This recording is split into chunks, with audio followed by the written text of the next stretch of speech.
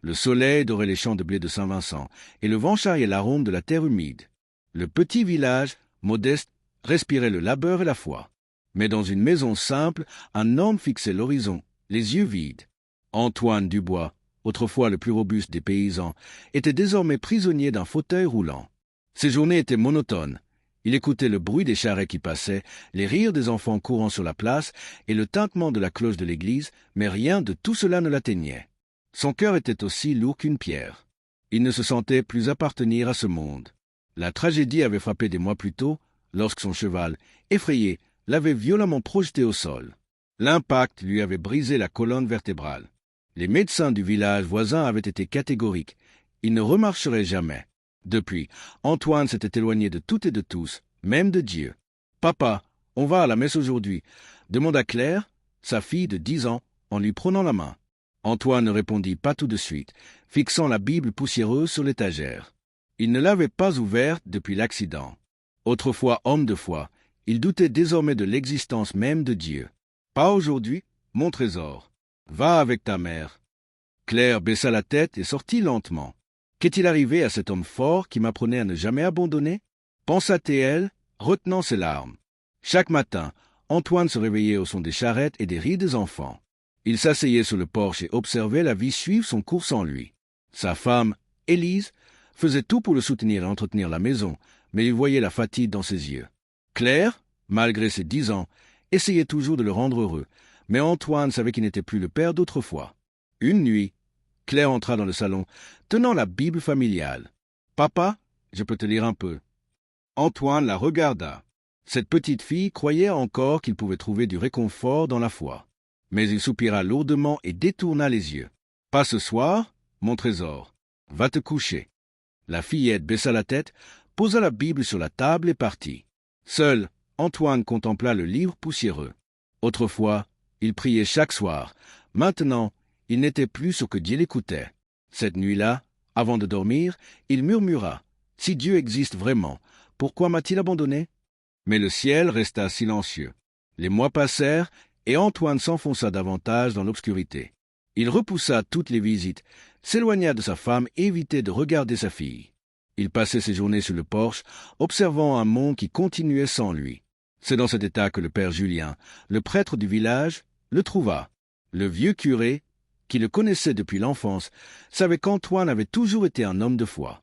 Mais en le regardant, il ne voyait plus qu'un homme brisé. « Antoine, mon fils, ça fait longtemps qu'on ne t'a pas vu à l'église, » dit le père en tirant une chaise pour s'asseoir à ses côtés. Antoine rit sans joie. « L'église? Pourquoi faire? Dieu m'a oublié. »« Dieu n'oublie personne, » répondit le prêtre avec patience. « Alors, dis-moi, père, pourquoi m'a-t-il tout pris? Ma force, mon travail, ma vie. Ma fille a besoin d'un père entier, pas d'un infirme. » Le vieux prêtre soupira et posa une main sur l'épaule du paysan. Parfois, Dieu nous fait traverser l'obscurité pour nous enseigner quelque chose que seul le chagrin peut révéler. Antoine serra les poings et détourna le regard. « Je ne veux rien apprendre. Je veux juste récupérer ma vie. » Le père Julien resta silencieux un moment, puis dit simplement « Dieu ne nous abandonne jamais, mais parfois, c'est nous qui fermons les yeux sur lui. » Puis il se leva et partit. Antoine resta là, regardant les champs qu'il cultivait autrefois, se sentant plus seul que jamais. Pendant qu'il s'isolait, le monde continuait de tourner. Les gens commencèrent à parler. Au début, ce n'était que des murmures discrets. « Pauvre Antoine, qui aurait cru qu'un homme si fort finirait ainsi? Que Dieu me préserve d'un tel destin. » Mais bientôt, les murmures devinrent plus cruels. Les jeunes du village, insensibles à la douleur d'Antoine, commencèrent à le voir comme une figure ridicule, un homme inutile. Un après-midi, alors qu'Élise poussait le fauteuil d'Antoine sur la place pour qu'il prenne l'air, 2 garçons rirent et chuchotèrent. « Regarde, le grand Antoine Dubois, maintenant, il a besoin que sa femme l'emmène aux toilettes. » Ils éclatèrent de rire, se moquant cruellement. Un homme qui ne peut même pas marcher. On peut encore appeler ça un homme? Ils riaient, pensant qu'ils ne les avaient pas entendus, mais Antoine entendit chaque mot. Son visage s'empourpra de rage, mais il ne dit rien. Il baissa simplement la tête, son cœur encore plus lourd. Antoine n'était pas le seul à souffrir des moqueries. Élise aussi commençait à entendre les murmures et à sentir les regards de pitié ou de mépris. Pauvre femme, maintenant, elle doit s'occuper d'un infirme. Ça doit être dur d'avoir un mari comme ça. Elle devrait le quitter et refaire sa vie. Ces mots blessaient Élise comme des lames, mais elle ne répondait jamais. Elle serrait les poings et continuait, déterminée à ne pas laisser la méchanceté des autres l'atteindre. Pourtant, chez elle, quand personne ne la voyait, elle pleurait. Elle pleurait pour Antoine, pour leur famille qui s'effondrait, pour ne pas savoir combien de temps elle pourrait encore tenir. Antoine voyait cette souffrance dans ses yeux. Il savait qu'il était devenu un fardeau, que sa femme méritait mieux qu'un homme brisé. Une nuit, alors qu'Élise dormait à ses côtés, Antoine resta éveillé, fixant le plafond. Peut-être qu'elle serait mieux sans moi. Cette pensée le tourmenta jusqu'à l'aube. Cette nuit-là, Antoine toucha le fond. Seul dans le salon, éclairé par la lumière vacillante d'une bougie, son fauteuil roulant semblait une prison, son âme un désert sans espoir. Les mots des gens résonnaient dans sa tête. Un homme qui ne peut pas marcher. On peut encore appeler ça un homme? Elle devrait le quitter. Puis, il regarda la table. La Bible était toujours là, celle que Claire avait laissée des mois plus tôt. À cet instant, un vent fort souffla par la fenêtre et les pages s'ouvrirent au hasard. Ses yeux tombèrent sur un verset. « Invoque-moi, et je te répondrai. Je t'annoncerai de grandes choses, des choses cachées, que tu ne connais pas. » Jérémie 33, 3. Quelque chose en lui se brisa. Il pleura, pour la première fois depuis des mois, comme un enfant, sans retenue. Il ferma les yeux et pria comme jamais auparavant. « Dieu, si tu es encore là, écoute-moi. Montre-moi que ma vie a encore un sens. » À ce moment-là, quelque chose se produisit, quelque chose que personne n'oublierait jamais. Cette nuit-là, après sa prière désespérée, Antoine s'endormit dans son fauteuil, épuisé par les larmes et le poids de son âme. Mais ce qui suivit ne ressemblait pas à un rêve ordinaire. Il ouvrit les yeux et se retrouva debout, au milieu d'un champ verdoyant, un lieu inconnu mais empreint d'une paix indescriptible. Le vent soufflait doucement, faisant onduler les hautes herbes, et le soleil brillait d'une chaleur réconfortante. Il commença à marcher, d'abord prudemment, incrédule, mais ses pas étaient fermes. Puis il courut, comme jamais auparavant, sentant le vent sur son visage, l'odeur fraîche des plantes et la liberté qu'il avait tant désirée. À chaque pas, une larme coulait sur sa joue. « C'est réel » murmura-t-il, la voix brisée. Soudain, une silhouette apparut devant lui. Un homme vêtu d'une tunique blanche, d'apparence simple mais dégageant une présence si puissante qu'Antoine se sentit minuscule.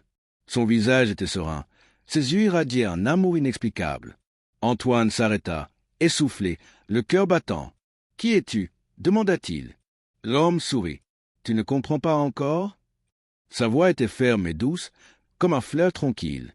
C'était comme s'il connaissait Antoine mieux que lui-même. « C'est un rêve » demanda Antoine, confus. L'homme ne répondit pas. Il tendit simplement la main et la posa sur la poitrine d'Antoine. À cet instant, il sentit quelque chose brûler en lui, une force, une lumière, une énergie qui lui donnait envie de vivre à nouveau. Puis tout devint noir. Antoine se réveilla en sursaut, le cœur battant, les mains tremblantes. Il était toujours dans son fauteuil, dans le salon sombre. Mais quelque chose était différent.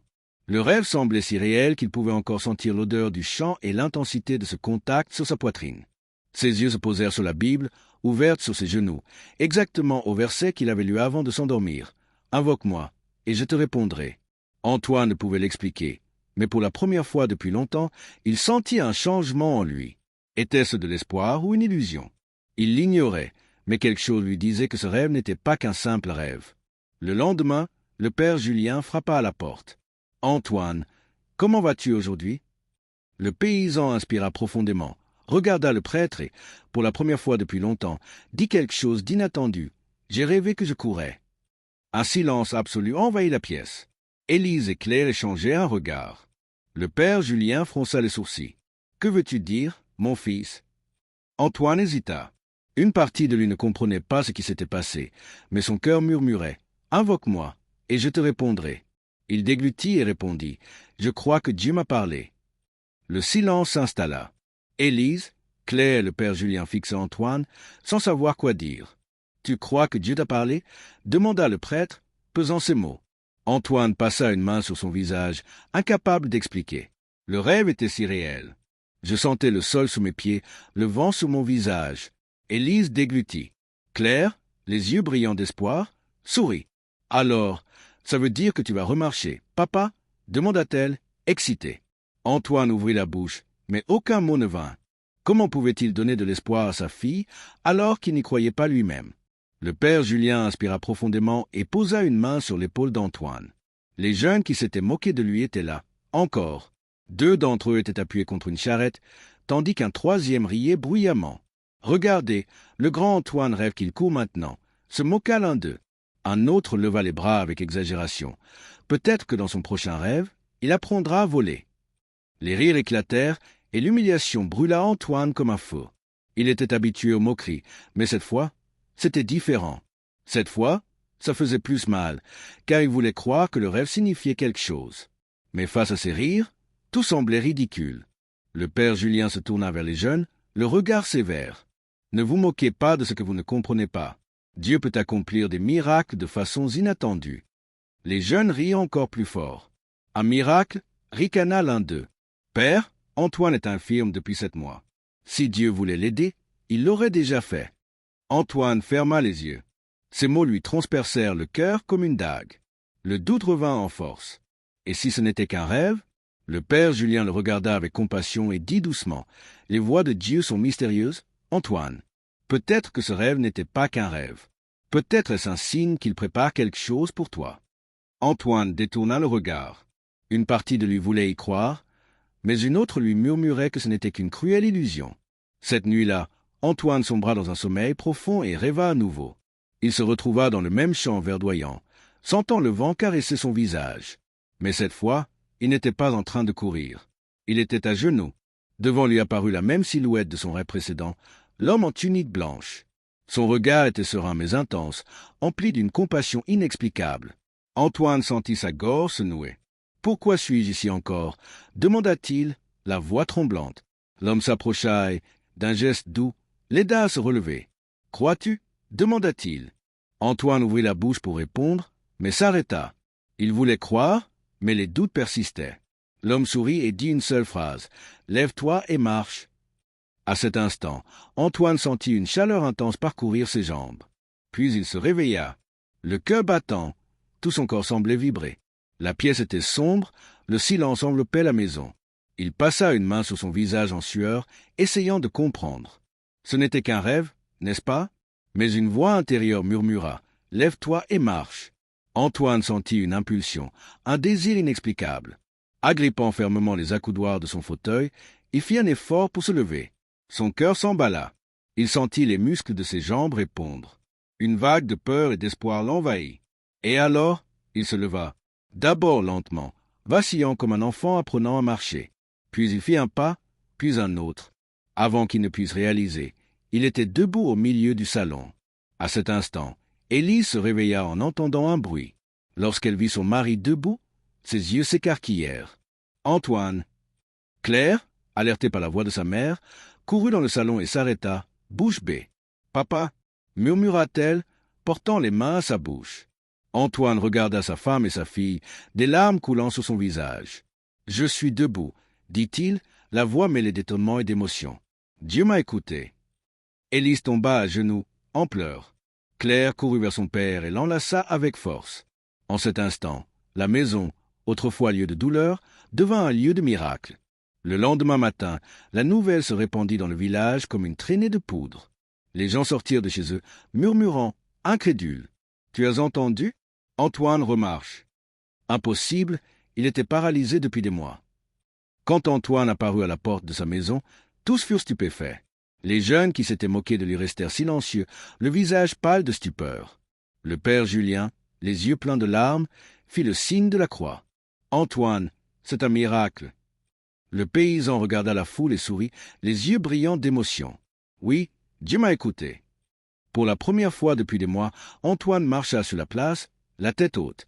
Les moqueries avaient disparu, remplacées par des larmes, de l'étonnement et une foi renouvelée. L'homme dont tout le monde s'était moqué était désormais un symbole de foi et d'espoir pour tout Saint-Vincent. Chaque matin, en sentant à nouveau la terre sous ses pieds, Antoine remerciait Dieu. Chaque pas était un miracle. Il retourna au champ, sentit le blé frôler ses mains, aida ses amis au travail, surtout, serra sa famille dans ses bras comme jamais auparavant. Les rires malveillants s'étaient tus. Désormais, les gens venaient à lui pour prier, en quête d'espoir. Antoine n'était plus un homme brisé, il était un homme restauré. Et quand on lui demandait ce qui s'était passé, il souriait et répondait « Quand j'ai invoqué Dieu, il m'a écouté. » et il peut écouter aussi. Il était l'homme que Dieu avait relevé, et plus personne ne douterait jamais de cela. Si cette histoire vous a touché, abonnez-vous pour d'autres récits inspirants.